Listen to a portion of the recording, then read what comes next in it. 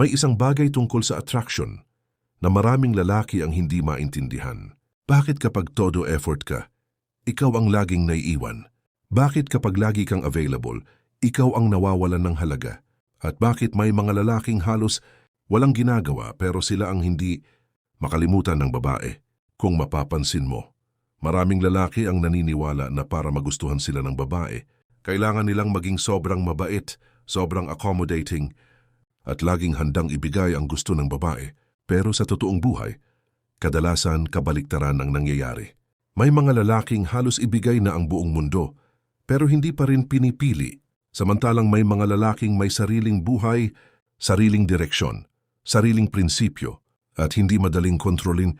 Sila ang kadalasang mas nagiging interesting. Hindi dahil masama silang tao, hindi dahil naglalaro sila ng isip, hindi dahil toxic sila, kundi dahil may isang psychological truth na bihirang pag-usapan. At iyon ang pag-uusapan natin ngayon.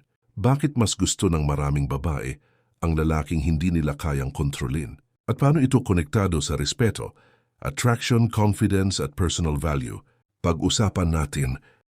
Ang mga tao ay na-attract sa may sariling direksyon. Isa sa pinakamalaking pagkakamali ng maraming lalaki ay ginagawa nilang sentro ng buhay nila ang babae. Kapag nagkaroon sila ng gusto, unti-unti nilang binibitawan ang mga bagay na nagpapasaya sa kanila. Hindi na sumasama sa barkada, hindi na tumutuon sa goals, hindi na inuuna ang career, hindi na nag-i-invest sa sarili. Ang nangyayari, umiikot na ang buong mundo nila sa isang tao. At sa simula, maaring mukhang sweet yon, pero habang tumatagal, doon nagsisimulang bumaba ang attraction. Bakit? Dahil ang isang taong walang sariling direksyon ay mahirap respetuhin. Isipin mo ito, may dalawang lalaki. Yung una, bawat plano niya nakadepende sa babae. Kapag niyaya siyang lumabas ng babae, cancel lahat. Kapag hindi nag-reply ang babae, sira buong araw niya. Kapag hindi siya nabigyan ng attention, nawawala ang focus niya. Samantalang yung pangalawa, may sarili siyang mundo, may goals, may trabaho, may negosyo, may hobby, may personal mission. O gusto niya ang babae, pero hindi umiikot ang buong buhay niya rito. Ngayon tanungin mo sarili mo, sino ang mas mukhang valuable? Sino ang mas mukhang may control sa buhay? Sino ang mas mukhang may direksyon? Kadalasan doon nagsisimula ang attraction, hindi sa kagwapuhan, hindi sa pera, hindi sa pick-up lines, kundi sa pagkakaroon ng malinaw na direksyon. Dahil ang direksyon ay simbolo ng confidence. At ang confidence ay isa sa pinakamalakas na katangian na nakaka-attract. Practical example, may dalawang empleyado sa isang kumpanya. Pareho silang average looking. Pareho ang sweldo. Pareho ang edad. Pero magkaiba ang mindset. Yung una, kapag may babae siyang gusto, halos buong araw niya itong iniisip. Check ng messages. Check ng stories. Check ng online status. Check kung sino ang nag-react. Check kung sino ang nag-comment. Parang detective. Parang security guard ng sarili niyang anxiety. Samantalang yung pangalawa, busy sa pag-aaral ng bagong skill. Nagbabasa, nagpapalakas ng katawan, nag-i-invest, nagpapabuti ng career. Kapag nag-message ang babae, sasagot siya. Kapag hindi, tuloy ang buhay. Sa tingin mo, sino ang mas interesting? Hindi dahil nagpapahabol siya, kundi dahil meron siyang mas malaking misyon kaysa validation ng ibang tao. Anyone ang na mahirap kontrolin. Kapag may lalaki kasing may sariling direksyon, hindi mo siya kayang galawin gamit lang ang attention. Hindi mo siya kayang iligaw gamit lang ang approval. Hindi mo siya kayang manipulahin gamit lang ang emotional pressure. At natural na nagkakaroon ng respeto para sa ganong klaseng tao. Ang lalaking may boundaries ay mas nire-respeto. May isang bagay na madalas na pagkakamalang pagiging mabait at iyon ay ang kawalan ng boundaries. Maraming lalaki ang naniniwala na kapag lagi silang pumapayag, lagi silang available, at lagi nilang inuna ang gusto ng babae, mas mamahalin sila. Pero sa totoong buhay, kadalasan hindi iyon ang nangyayari. Sa simula, maaring ma-appreciate iyon ng babae. Pero habang tumatagal, unti-unting nawawala ang respeto. Hindi dahil may mali sa pagiging mabait, kundi dahil may malaking pagkakaiba ang pagiging mabait at pagiging madaling kontrolin. Ang mabait ay marunong tumulong. Ang madaling kontrolin ay walang kakayahang tumanggi. At magkaibang ang dalawang iyon. Kapag ang isang tao ay walang boundaries, ipinapakita niya sa mundo na kahit ano ang gawin sa kanya, kahit ano ang ipagawa sa kanya, kahit ano ang hilingin sa kanya, palagi siyang susunod. At sa psychology, ang mga taong walang boundaries ay kadalasang hindi nakikita bilang mataas ang value. Bakit? Dahil ang boundaries ay indikasyon ng self-respect. At ang self-respect ay isa sa mga pundasyon ng respeto ng ibang tao. Kung hindi mo kayang respetuhin ang sarili mo, bakit ka irerespeto ng iba? Practical example, may isang lalaki na gustong-gusto ang isang babae. Isang gabi may plano siyang mag-gym. Matagal na niyang goal ang magpapayat at magpalakas ng katawan, pero biglang nag-message ang babae, "Sama ka naman sa akin." Agad niyang kinansela ang workout. Kinabukasan naman, may plano siyang tapusin ang isang online course. Nag-message ulit ang babae, "Pwede ba kitang makausap?" Iniwan ulit niya ang plano niya. Makalipas ang ilang linggo, halos lahat ng personal goals niya ay napabayaan. Hindi niya namamalayan na unti-unti niyang pinapalitan ang kanyang sariling buhay para sa atensyon ng isang tao. Ngayon isipin mo ito, kung ikaw ang babae, ano ang makikita mo? Makikita mo ang isang lalaking may direksyon o isang lalaking handang iwan ang lahat anumang oras? Kadalasan kapag sobrang predictable na ng isang tao, nawawala ang challenge. Kapag nawawala ang challenge, nawawala rin ang excitement. At kapag nawawala ang excitement, nagsisimulang humina ang attraction. Bakit mahalaga ang salitang hindi? Isa sa mga pinakamakapangyarihang salita sa buhay ay ang salitang hindi. Pero maraming lalaki ang takot gamitin ito. Takot silang tumanggi, takot silang mag-set ng limit, takot silang sabihin ang tunay nilang nararamdaman, takot silang mawalan ng approval. At doon nagsisimula ang problema. Dahil kapag ang bawat desisyon mo ay para lang hindi ma-disappoint ang ibang tao, hindi mo na kontrolado ang buhay mo, sila na ang kumokontrol dito. Tandaan mo ito. Ang taong hindi kayang magsabi ng hindi ay hindi talaga mabait. Madalas takot lang siyang hindi magustuhan. At may malaking pagkakaiba yon. Ang tunay na confidence ay hindi nangangahulugang palagi kang sang-ayon. Minsan, nangangahulugan ito ng kakayahang tumayo para sa sarili mong prinsipyo. Isang sitwasyon na madalas mangyari, may babae na biglang nag-aya ng lakad, pero may importanteng commitment ka, maaring family event, business meeting, review para sa exam, workout session, project deadline. Ngayon may dalawang posibleng reaksyon. Unang lalaki, "Ayos lang, cancel ko na lang." Kahit importante ang ginagawa niya, kahit may masasakripisyo siyang bagay, kahit alam niyang mali.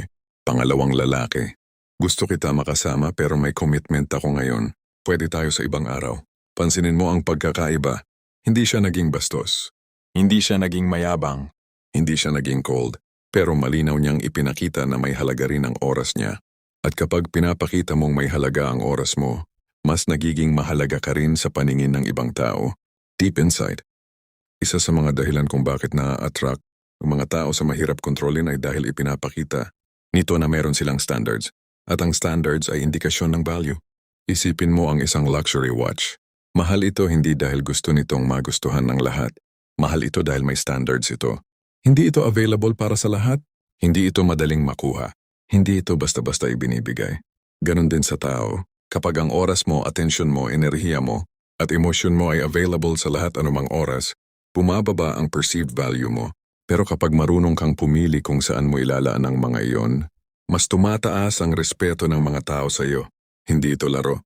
Hindi ito manipulation. Ito ay natural na resulta ng self-respect. Ang pagkakaiba ng arrogance at boundaries. May mga lalaki namang mali ang interpretasyon dito. Iniisip nila na para maging attractive, kailangan maging suplado, kailangan maging dismissive, kailangan maging bastos. At doon sila nagkakamali. Ang arrogance ay galing sa ego. Ang boundaries ay galing sa self-respect. Magkaiba yon. Ang mayabang ay iniisip na mas mataas siya kaysa sa iba. Ang taong may boundaries ay alam lang niya ang halaga niya. Hindi niya kailangang maliitin ang iba para maramdaman ang value niya. Hindi niya kailangang manginsulto. Hindi niya kailangang magpahabol. Hindi niya kailangang gumawa ng drama. Tahimik lang siyang may paninindigan. At yun ang klase ng confidence na bihirang makita ngayon. Isang mas malalim na katotohanan. Kapag nakatagpo ang babae ng lalaking may boundaries, may nangyayaring kakaiba sa isip niya. Nararamdaman niyang hindi niya kayang kontrolin ang direksyon ng taong iyon. At dahil dito, napipilitan siyang respetuhin siya bilang isang individual. Hindi siya nakikita bilang extension lang ng kanyang buhay. Nakikita siya bilang isang buong tao na may sariling pangarap, sariling prinsipyo at sariling misyon. At iyon ang isa sa mga pinakakaakit-akit na katangian ng isang lalaki. Hindi ang pagiging dominante, hindi ang pagiging mayaman, hindi ang pagiging sikat, kundi ang kakayahang panindigan ang sarili niyang pagkatao kahit May pressure na sumunod sa gusto ng iba. Bakit nawawala ang attraction kapag sobrang available ka? Isa sa pinakamaling akala ng maraming lalaki ay ito. Kapag lagi kang nandyan, lagi kang ready, lagi kang sumasagot agad, at lagi kang available, mas lalo kang mamahalin. Sa isip nila, kung hindi ko siya bibitawan kahit anong mangyari, makikita niya kung gaano ako ka-loyal. Pero sa realidad, hindi ganun ang dynamics ng attraction. May isang quiet truth sa human psychology. Ang sobrang availability ay hindi nagbo-build ng attraction. Madalas binabawasan pa nito. Hindi dahil masama kang tao, kundi dahil nawawala ang sense of value, space at anticipation. At ang tatlong iyon ang mahalaga sa attraction. Ang role ng anticipation sa attraction. Ang isa sa pinaka-underrated na factor ng attraction ay anticipation. Yung feeling na hindi laging nandyan ang isang tao. Yung may space para ma-miss siya. Yung may pagkakataon na mag-isip ang utak kung ano siya kapag wala siya. Kapag sobrang available ka, nawawala ang element na yon. Walang space, walang gap, walang curiosity. At kapag walang curiosity, humihina ang emotional pull. Isipin mo ito, may dalawang lalaki. Yung una, replies within seconds kahit anong oras, kahit anong ginagawa niya. Parang naka-standby lagi. Yung pangalawa may sariling routine. Minsan busy, minsan offline, minsan hindi agad nakakasagot.